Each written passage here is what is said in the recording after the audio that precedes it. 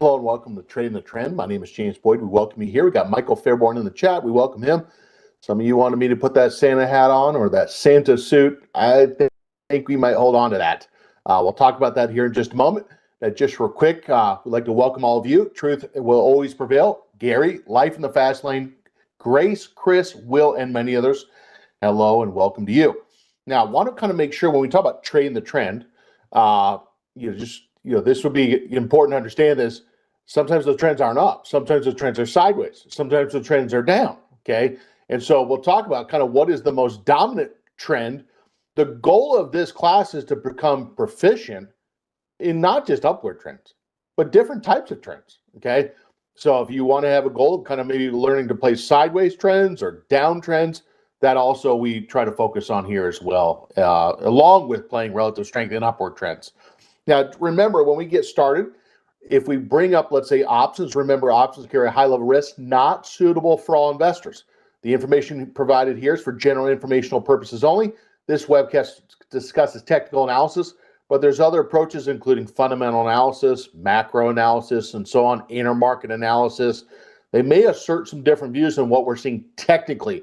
That's why you want to look at not just one side of the ball, but other approaches and try to use those potentially in combination.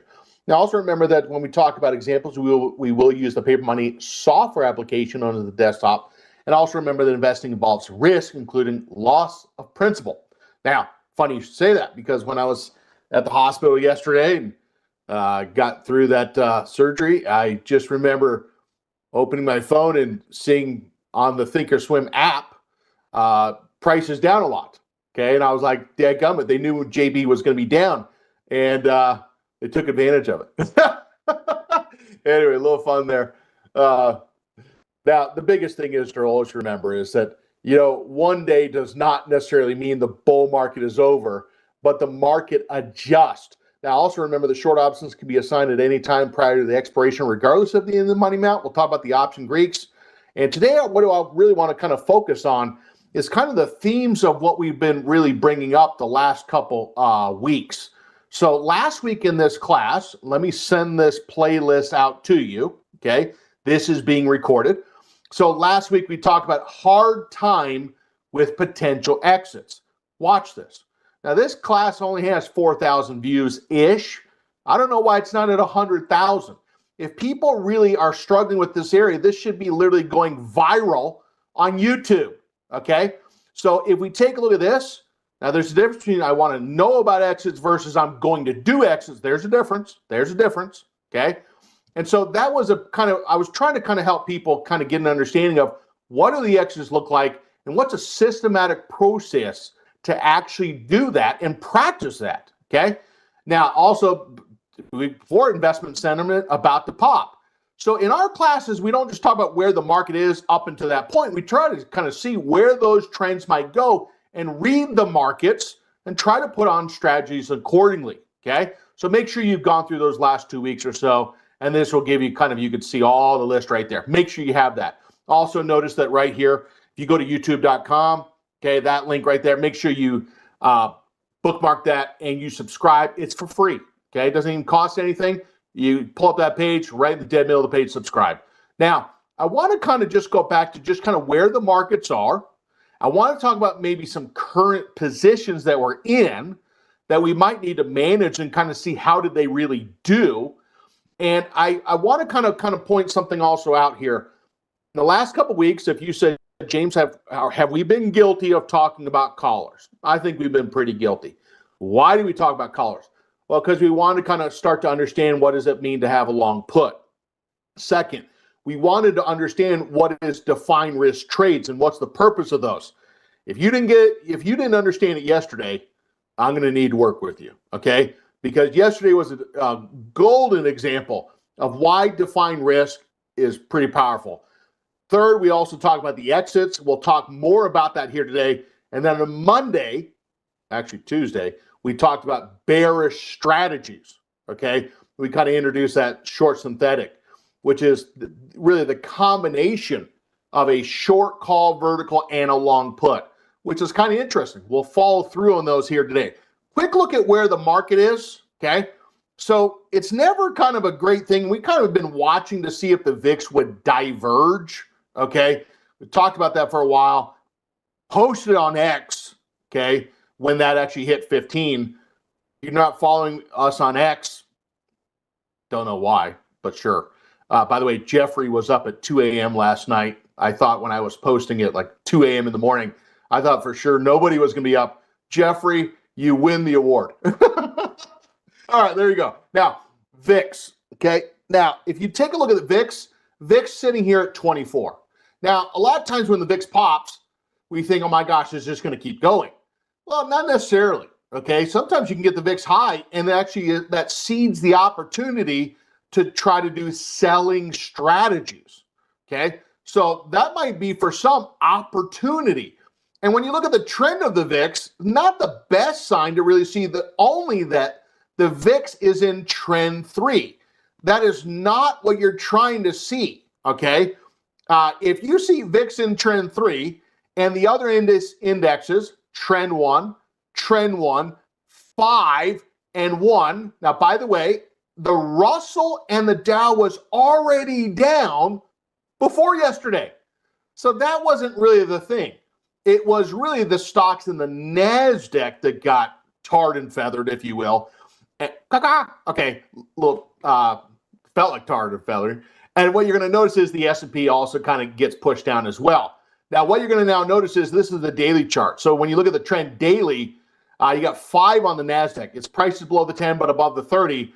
And when you look at the only one here, outside the VIX, trend 3 on the weekly chart is the NASDAQ. All others, trend 5 on the S&P, trend 5 on the Russell, trend 5 actually on the Dow Jones. So when we kind of see that, it kind of says the momentum is what? Strengthening or weakening? Weakening. Okay. Now let's pull these charts up just real quick to see what they look like. You pull up the SPX, pull that up, and we kind of said this before. There was only 3 sectors that were really kind of leading us to the upside. Okay. And what you're now going to notice is this diagonal line, well, kind of went through the diagonal line. Okay. And this is kind of where we kind of try to talk about defined risk strategies, exits, and so on. And you'll see that upward trend, well, down. So when you break the diagonal line, now here's the point. It's not the end of the world, okay? Markets have a way to, once they get news that was not expected, they price it in. And a lot of times the market just kind of in a month from now, 2 months from now, you're like, what? The market doesn't even remember that anymore, typically, okay? We could show that 1,000 times, okay? And there's been posts on X about that. How many times that one day was horrible and then, yeah, it wasn't that big of a deal. Remember when Greece was going to go under? They need to borrow like $5 billion from the Eurozone. Nobody even talks about that anymore, okay?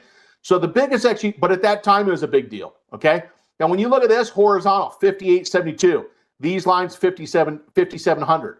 Now, when you're looking at kind of these levels, these are potential levels of support, right?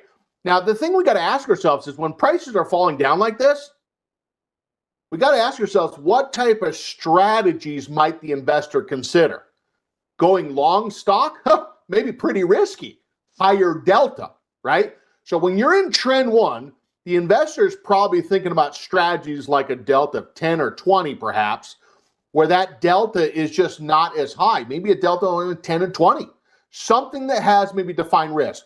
If you're a stock investor, you might say, James, I'm going to try to do dollar cost averaging, try to get in some and then add if it starts to go up and so on, or build a position. That's what a stock investor might do, okay? But they're looking for confirmation of the stock starting to get back above the moving averages.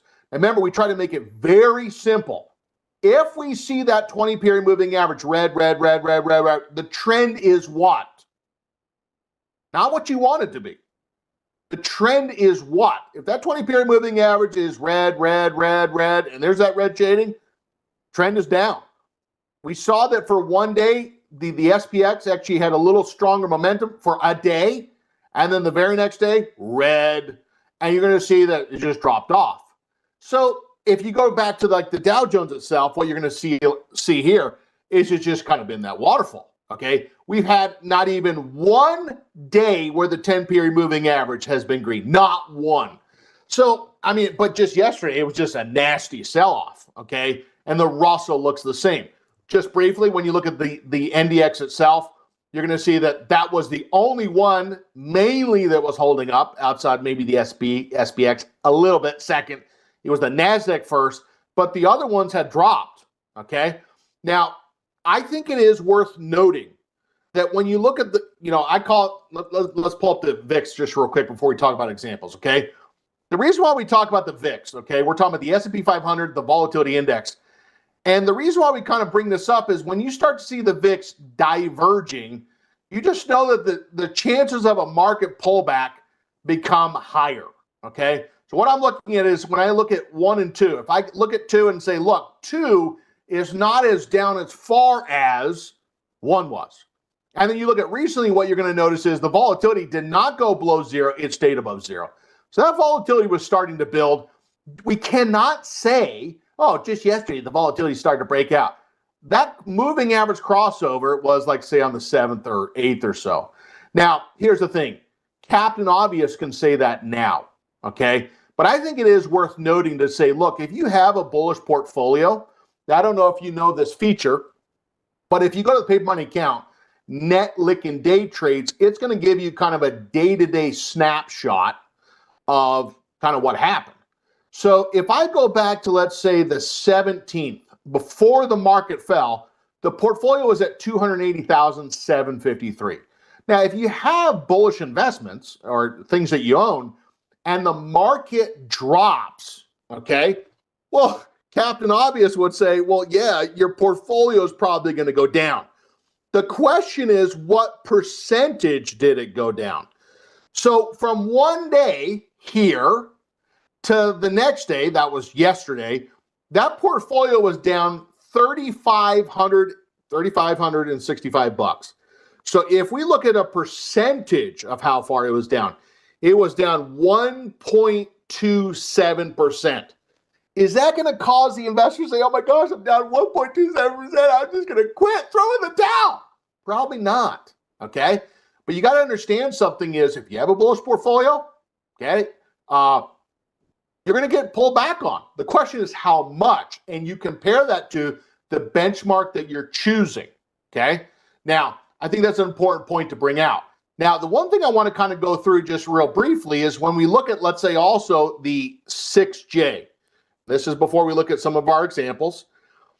If some of you saw this last night, kind of the takeaway, and we kind of talk about this, this is the Japanese yen. And if we were kind of looking to see that the fear was spreading globally, okay, we would normally see the Japanese yen increase, okay?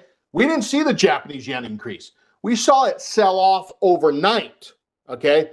And there were some big moves in the franc yen, pretty big there. Dollar yen, okay, pretty big there. If you're thinking about a European vacation, drop down to 103. Thinking about a vacation, let's say in Australia, drop down to 62. And the last one, second to last, Kiwi dropped down to 56. And the dollar franc, absolutely, well, decent, okay? Decent little push here, about almost 90 on the dollar franc. Moral of the story is those investors sold the stocks and maybe just said, look, I want to kind of go long the US dollar. Cash is a position, okay? Now, if you look at gold really quick, you're going to notice that gold, they said, look, precious metals, I'd rather have green dollar bills. So here's the deal.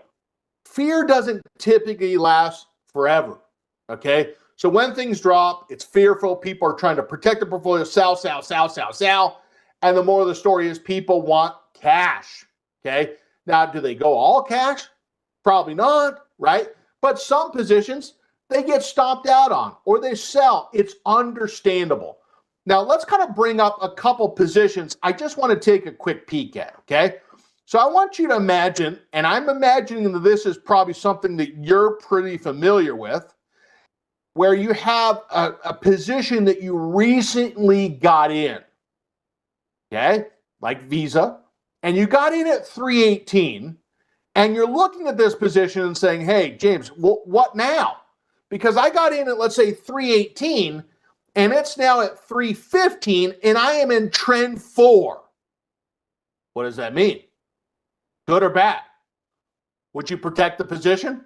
Would you let it play itself out? What is dangerous about a delta of 100? Well, if you go delta of 100, it better go up, because your sensitivity to profit or loss is, if it goes up $1, it's up 100. Goes down $1, down 100.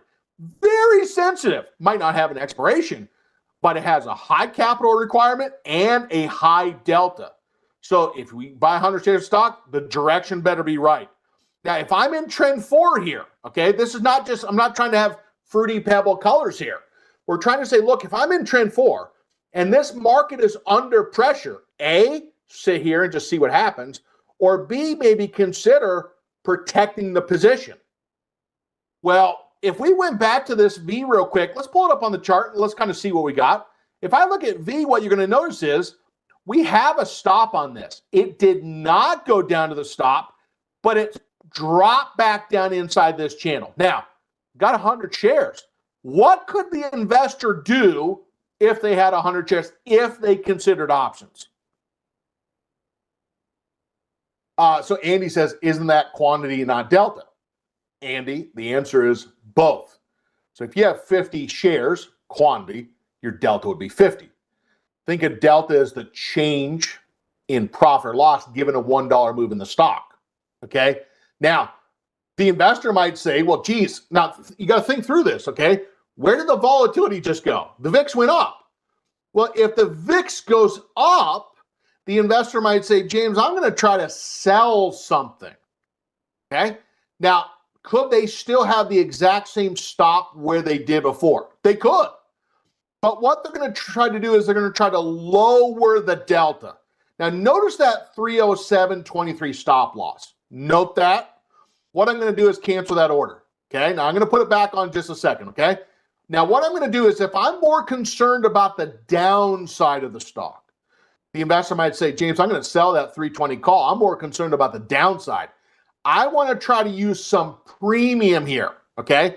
So if we have the shares already, noted, all we're going to do is just going to go to the call that we want to sell. So if I go to the call that we're going to sell, we're going to click on the 530 bid, okay? If I click on the 530 bid, if we have 100 shares of stock, we could sell one call. We're going to move the price to 535. Now, if we have shares and we sell a call, what is that called? Welcome to the covered call, okay?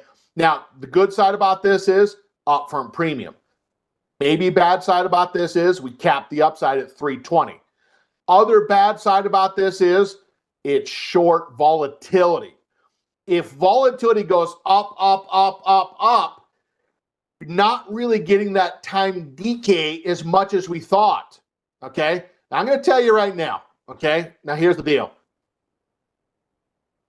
Nobody wants to know about bearish strategies until the market drops. Nobody, okay? I've done this for 25 years. Everyone wants to talk about, tell me about puts now. Tell me about callers now. Tell me about bearish strategies now. The time that you want to consider bearish strategies is when the VIX is low and diverging, okay? Now, what we're going to do in this case is we're going to go to 535, confirm send. We're going to turn the position from a stock position to a covered call, which is a stock position, but just selling the call as well. Note the credit, less the commission, send the order.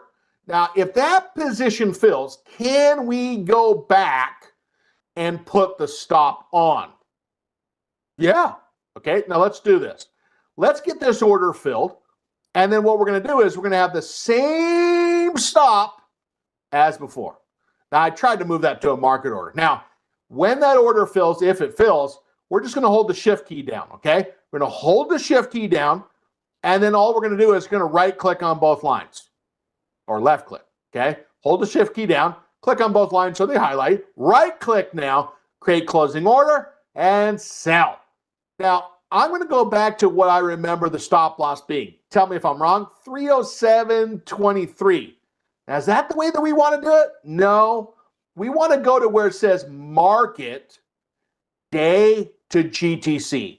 So we want to make this covered call position contingent upon getting out if we go to 307.23 or less. Okay? So Visa, Mark, greater or equal to, or less or equal to, you're going to see that 307.23. Now, if you get confused on that, don't worry. We can read down below. Wait until the following condition is satisfied. Mark price of the security is less or equal to 307.23.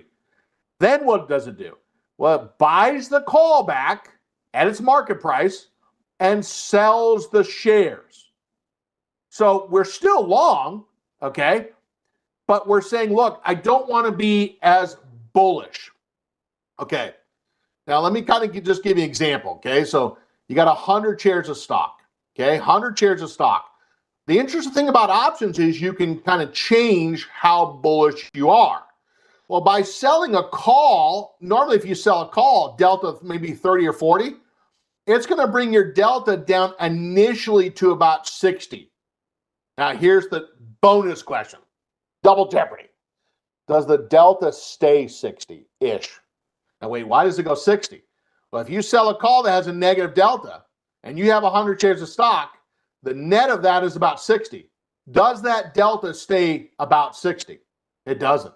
Okay, that's the advantage of the caller, as you'll see in just a moment. So the risk of a covered call is that stock keeps dropping and dropping and dropping. The position becomes higher and higher delta, and thus you start having bigger and bigger losses because the call is only so much premium.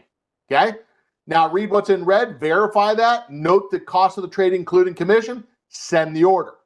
Okay, so how many of you yesterday saw things falling and you said to yourself, I'm going to trigger it. I'm going to sell a call. I'm going to call her a position. Okay. Now, I want to kind of bring out just one quick example that is kind of interesting in noting.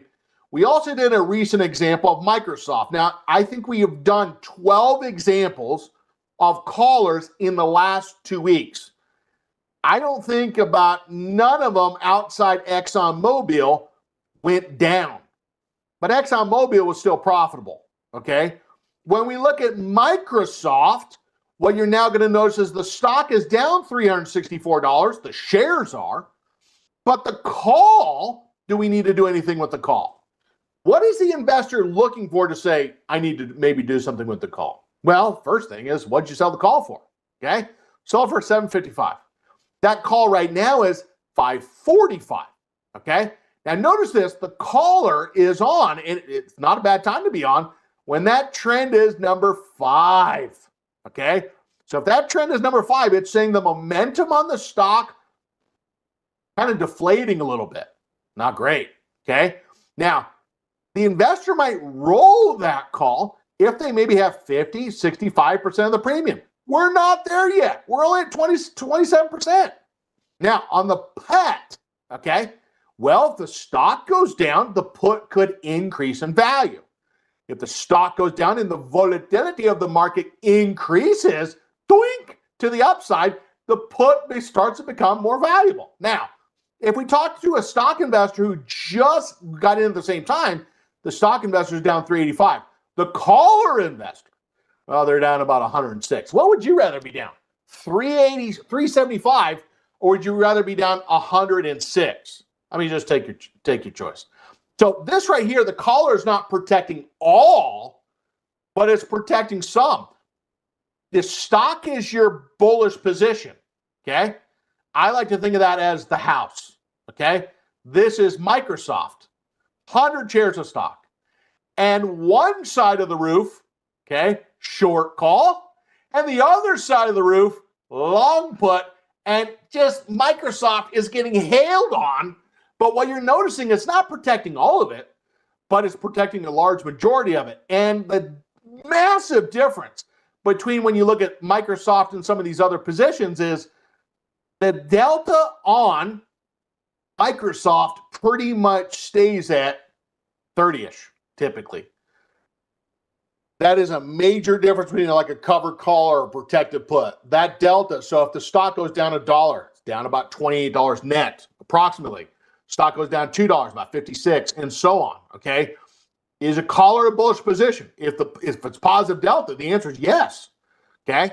So that's a position where right now, if the protection is making money, so if I say the short call is up and I say the put is up, Well, if the protection is making money, what does that tell us? The stock is down. Now, are there any questions on this? Any questions on this? Guys and gals, I'm going to tell you, if you talk to anyone in this company, okay, I've taught callers for years, probably since 2005. This is a strategy that I think many investors say, geez, I wish I would have known. Number one, they probably say, look, I own stocks already. And sometimes when stocks just go down, they're thinking, look, I'm going to own the stock, but I just want to have some way in the shorter term to protect my shares. Okay. Now, what is one of the risks of doing that collar?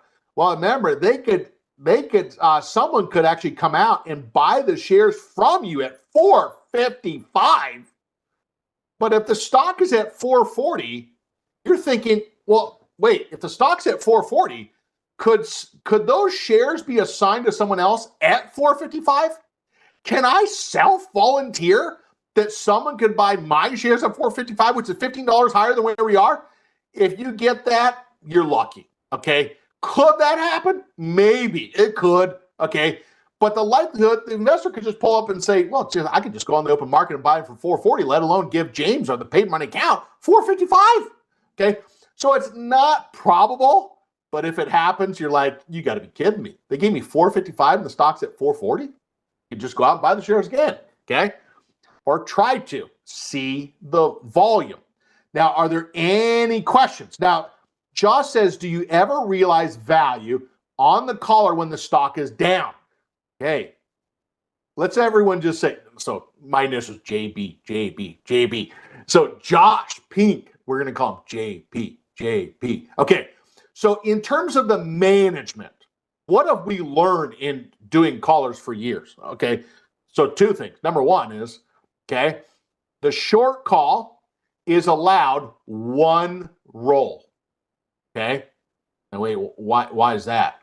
I'll tell you in just a sec. Okay, so if that call has 50 to 65% premium, okay, the investor might say, look, I am going to roll the call. So what I'm going to do is I'm going to go over here to the right-hand side and say, do we have 50 to 65%? The answer is no. Now, it's so enticing because when you feel like you're losing, you want something to pick me up and make me feel better. Just give me the 205. Make me feel better. Not going to touch that. Because if I touch that, what it's going to do is it's going to make the overall delta on the position bigger. We might not want a bigger delta if the stock is falling to the downside, okay? So right now, if we don't have a reason to roll the call yet. If we got to where that short call, short call profit or loss percent would be 50 to 65%, we could roll the call one time in our examples. The reason why that is, if the stock really goes down and down and down and down and down aggressively, the investor doesn't probably need to roll the call again because the long put delta, this is a major point, pay attention. If the stock keeps going down, down, down, down, down, down, down, and down and down some more, the delta, the long put is going to get more and more negative and start to protect more and more of the loss in the stock. Now, we've learned that over time. I taught callers for years, okay? Taught them at multiple investor conferences, the whole 9 yards, okay? So the risk is when you roll, and by the way, the second thing is, what we have found is when you roll, I'm going to roll twice, you tend to roll right into a bullish divergence when the stock is starting to bounce. Oh, man. James, have you seen that before?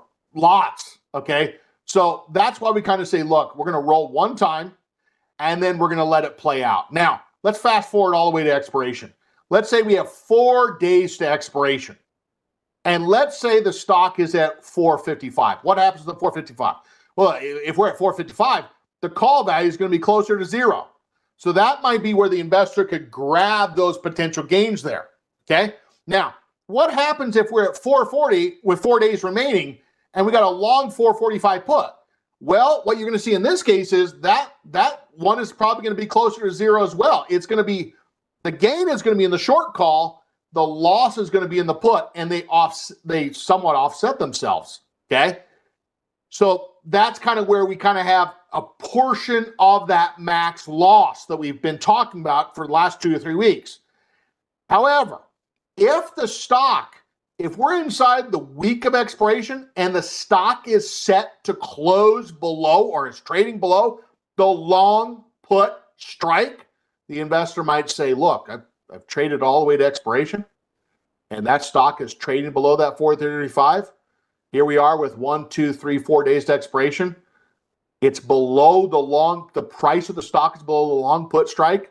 I'm just going to exit and take that close to max loss. Okay. Now, so that's really what that is. Now we are not there yet. Okay. We got some time left, but we would like to see some examples of this. Can we get a roll? How do you roll the call? Well, if we needed to roll the call, all we need to do is right click there and say create a rolling order. We would just be selling the same expiration, but a different strike. Okay. If this was 4 days remaining, 3 days remaining, and the stock was below the long put strike, we would exit the callers first. Okay. That's where the gains would be. That's where the gains would be. And then we would try to lock those in and then sell the shares second, because we want to get out of that short call first. That way we're not naked a short call. Okay. So we're going to keep an eye on that, but that's kind of some of the strategy behind that. So yesterday you might think, man, if the investor went out there and was long the stock and Microsoft fell $7, I was in surgery. My gosh, I open it up and say, oh my gosh, I'm down $15. Okay. So, a day like yesterday, we're now starting to realize, my gosh, that protection kind of playing out nicely. Now, what's the bad side about the collar? There's a cap gain. Okay. There's a cap gain. We think about a collar as almost like the delta of a short pet. Okay. But the delta of the collar stays more flat and is not as dynamic as a short put where it could go up or down quite a bit. It pretty much stays the same. And why is that? It's because you're long the put and short the call. They're offsetting each other. When one goes up, the other one goes down. Very interesting. Oh, yeah. Okay. Now, other questions that you have. So, JP, good question. Now, I want to kind of go back to one that's maybe holding up perhaps a little bit. And you're going to see that if we look at, let's say, one stock, let's kind of talk about this, okay? We got Palantir, 100 shares, okay? And what you're now going to notice is we got a $76 call. Now notice, we're getting pretty close to expiration here. Okay. Now, what I want to do is I got to bring something up, but I can't. I know you're not seeing. Let me pull something up just real quick. And I know you're not.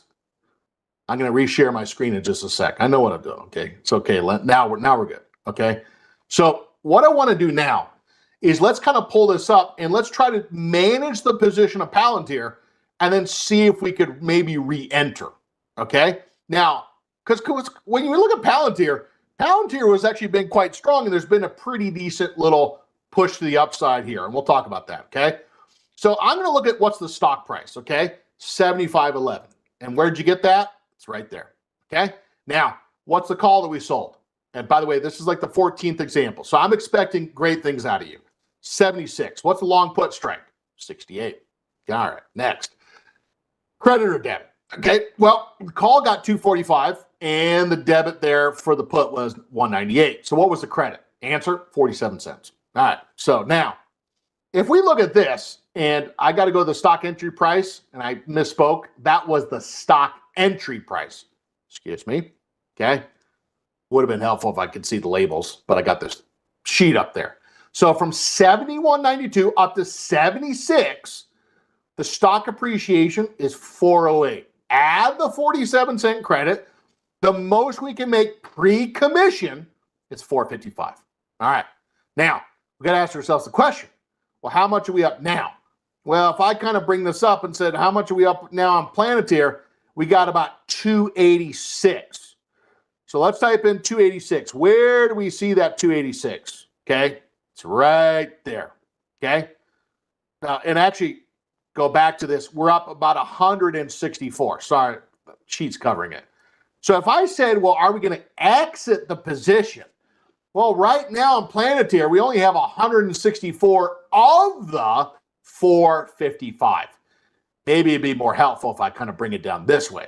So the shares are up to 87, okay? But the net, okay, is that the total position is up about 153 and moving. So if someone said, well, what are we going to do with Planeteer? There's nothing to do with managing the position. We don't have enough to profit take. Profit taking would be 50% in 10 days, 65% with more than 20 days, 80% ever. We don't have any of them, okay? Now, if I look at Planeteer, okay, now you got to remember something. When the volatility goes up, okay, when the volatility goes up, a lot of people get nervous. And look, it's rightfully so, okay? When you see the market down, oh my gosh, down 1,000 points. But then you got to think, wait, how high is the market? I mean, if you told a millionaire who has $5 million they're down $1,000, that's not the same as someone who only has $10,000 and they're down $1,000. Okay, you got to kind of put it on a percent scale there. Okay, now if you look at, let's say, Palantir, the stock is kind of flat here.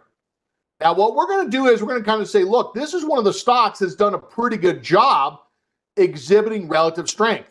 Now, some people, they try to use volatility to sell something. Now, I want to kind of do this. I don't normally show this, okay? But what I'm going to do on Palantir, notice the implied volatility, pretty high, okay? Now, when you look at the IV percentile after days like yesterday, the IV percentile, it's not the highest where it's been for the year. It's at 46. There's many others that are higher, but it's not down below like a 20th percentile. Now, what we're going to do is we're going to say, look, we're going to try to sell a put. Now, if the investor says, James, when the volatility gets higher, I'm nervous. Well, do you want to play income or do you want to kind of try to trade profitability? The investor says, I want to have a greater chance of the stock staying above a strike price. They might sell a lower strike that has a lower delta. Now, on cash secured puts, what we could actually do is we're going to sell the put, but we're going to also have an exit built in. So what I'm going to do is I'm going to go down to a lower strike on purpose. We're going to right click on the bid, sell, and we're going to go to just where it says vertical. Now, if you take a look at this, and I actually want to take that back. I'm going to click on that. I like this way better. We're going to click on the bid. Okay, just brings up selling the put. Step 2, we're going to go single order. First triggers SEQ. And then what we're going to do is just right click on that line, flip it, create opposite order. Now, this line right here is we're going to say, look, we don't mind to be short the put in this example in the paid money account, as long as the stock stays above a certain level. All right. So what level? So let me ask you, Mike Morrow, Nora, Dragon Rider 108, where would you say that the investor doesn't mind to be bullish as long as the stock is above what price? Now, if someone asks us in this class that question, let's say the investor says, James, I don't mind to be bullish as long as we hold above the 70 line. I think of the support like trust, okay? If the price starts going below the trust line, like in a relationship, all of a sudden, well, we're probably going to make some lower lows, lower highs, okay? So as long as the stock is above, the investors love the stock. Price goes below that trust line, the investors are having second thoughts.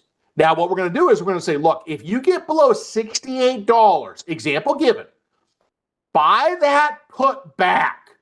Now, I don't normally talk about this, but I think a lot of you might have had that thought. James, I want to kind of trade that short put. And by the way, you could do the same thing with a vertical. If we fell down below, let's say, $68, exit the short put. Now, if you sell it to begin with, you got to buy it back to get out, okay? So this is what we call trading a short put. In other words, if that stock does not go to the upside, but falls down through the floor, now here's the deal. A lot of times when I talk to people about exiting, they'll say, I'm not good at exiting. I'm like, well, where are your exits? Well, I don't really have any. So you have to be honest with yourself. You're not bad at exits. You're bad with actually having a plan ahead of time. Fair? Okay, good. So you want to have a plan ahead of time. We're having a plan ahead of time. We're saying, look, if you go down below 70 and we set that stop 2 to 3% below that level, it's going to trigger the order to buy that option back. Now, the longer it takes for that stock price to fall, the better typically, because of time decay. Now, we're going to go save the order, confirm send. Now, here's the deal. When you go back and look at how many times when the VIX was above 20, 25, 30, everyone typically says the same thing. Geez, I wish I would have sold some puts. Okay? So the investor is probably only doing this on positions that they might not own the stock. Okay? But they're not doing this on CVS. They're not doing this on Intel and so on. Now, which are downtrending. Now, if you take a look at this, read that order in red to verify, note the cost of the trade, including the commission. If that's okay, sell. Okay. Now, by the way, so when the market is in, when I say market, I'm talking about the SPX. If the market is in trend number one, some investors might say, James, I'm probably going to do some short put verticals. I'm probably going to do some short puts. And the investor might say, I might even set triggers to exit if that short-term support level might not hold. That's okay. They're just trading a level. Okay. Now, I want to also go back to another one that if we go back to Google for just a second, if we looked at Google and said, is Google a buy setup right now? Yes or no? 5, 4, 3, 2, 1. Well, I mean, if we're seeing the 10-period moving average down, the answer is that's not setup, right? So we can look at these charts just briefly and say, is it a setup or not? Those moving averages aren't green, okay, or at least one of them. That's not a setup typically for a stock investor. They want to see something more that's getting more of a turn. Now, if you look at, let's say, something like CrowdStrike, you're going to notice the same thing. If someone's going to get in, I'm teaching this on purpose, if you're getting in when the moving averages are red and or the price is down, obviously, you're probably trying to pick some strategies that are lower delta. Okay, less sensitive to price movement. You don't know what I mean by that. You found out yesterday. Okay, now what I'm going to do on CrowdStrike, I'm going to do the exact same thing. A lot of times when prices fall, they fall down to horizontal support levels. Okay, more than diagonals typically. When the prices fall down to the levels, they're scared to get in. Okay, so what we're going to do is we're going to say, look, on CrowdStrike, we're going to do the same thing. We're going to do a short pat vertical. And we're going to go down to kind of, let's say, the 340 strike. We could even go down to the 330 strike, pick a lower delta, just a lesser chance, not no chance, lesser chance to be below that strike at expiration, but still a chance. We're going to sell the 330, buy, okay, the 320. And so what you're now going to notice is this is a built-in maximum gain and a built-in maximum loss. Now, to a stock investor, this just blows their minds because they're thinking the only way they have a built-in maximum loss on the stock is the dadgum thing goes to zero. Is that really a great built-in maximum loss? I don't know. You decide for yourself. Okay? So the investor is going to ask themselves, are they okay with risking the dollar amount? If we pick the $5 strike, which these are $10 wide strikes, the max loss given these strikes is $778. If we're willing to risk 1,000, we'd only do one. Okay, contract. Now, just like we did before, single order, first triggers SEQ, right click. We're going to create an opposite order.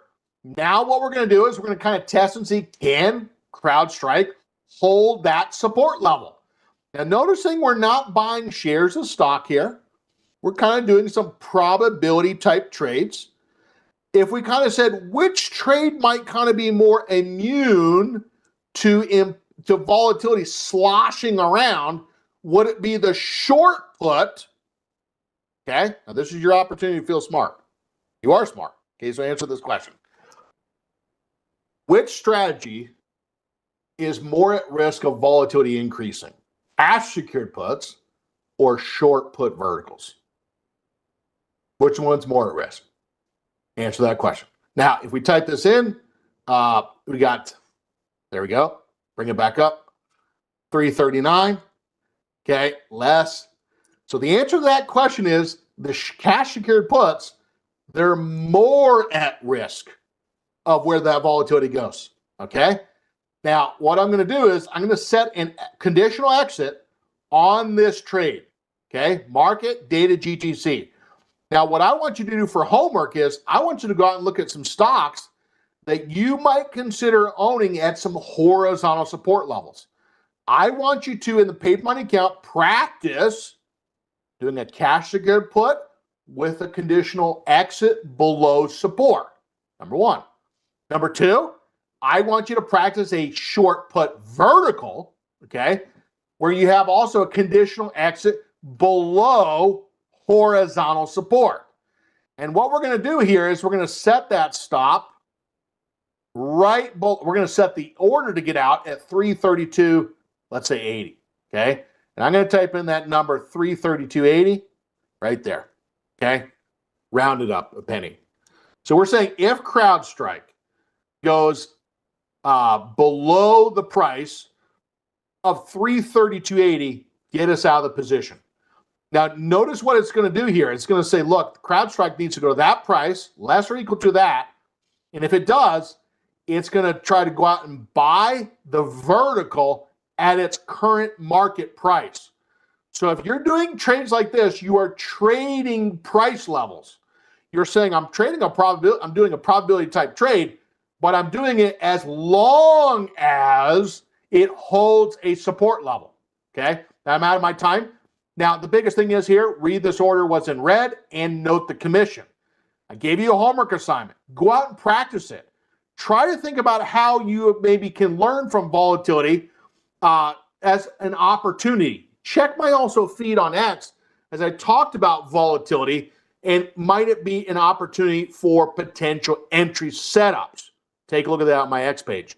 Now, also remember when we talk about examples here today, they were done for examples right in the paper money account. Go out and practice. That's really how you learn this. You can't just learn by watching someone. You got to practice alongside with them in the paper money account.